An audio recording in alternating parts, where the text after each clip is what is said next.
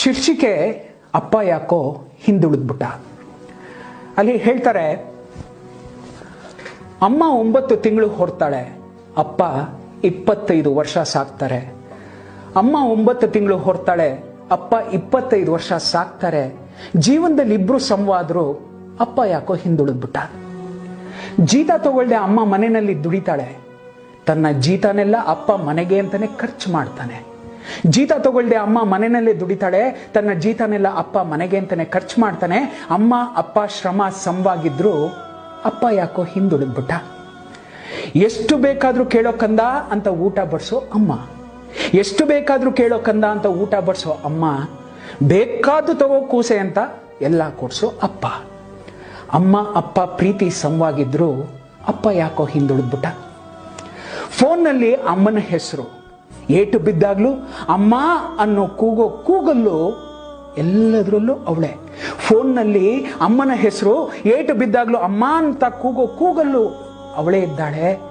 ನಾವು ಬೇಕು ಬೇಕು ಬೇಕು ಅಂದಾಗ್ಲೆಲ್ಲ ಆನಂದದ ಉಯ್ಯಾಲೆಯಲ್ಲಿ ನಮ್ಮನ್ನ ತೂಗಾಡಿಸಿದ ತಂದೆ ತನ್ನ ಹೆಸರು ಮಕ್ಕಳು ಬಾಯಲ್ಲಿ ಬರ್ಲಿಲ್ವಲ್ಲ ಅಂತ ಯಾವತ್ತಾದ್ರೂ ಕೋಪಿಸ್ಕೊಂಡು ಕೂತ್ಕೊಂಡ?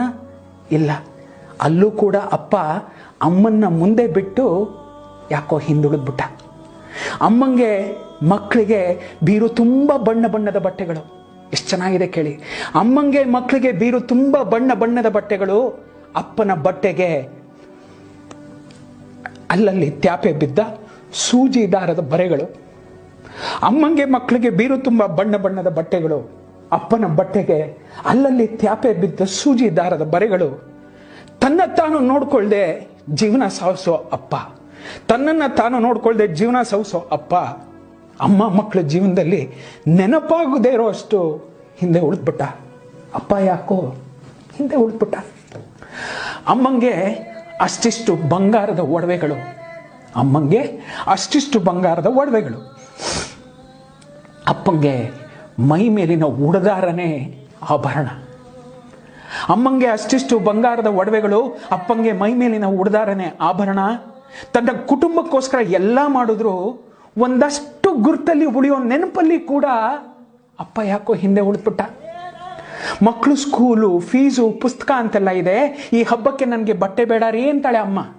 ಮಕ್ಕಳು ಸ್ಕೂಲು ಫೀಸು ಪುಸ್ತಕ ಅಂತೆಲ್ಲ ಇದೆ, ಈ ಹಬ್ಬಕ್ಕೆ ನನಗೆ ಸೀರೆ ಬೇಡ ಅಂತಾಳೆ ಅಮ್ಮ.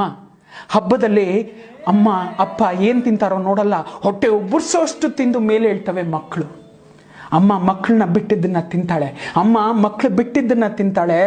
ಆದರೆ ಅಪ್ಪ ಪಾತ್ರೆಯಲ್ಲಿ ಉಳ್ದ ಅಷ್ಟೋ ಇಷ್ಟಕ್ಕೋ ನೀರನ್ನ ಬೆರೆಸಿ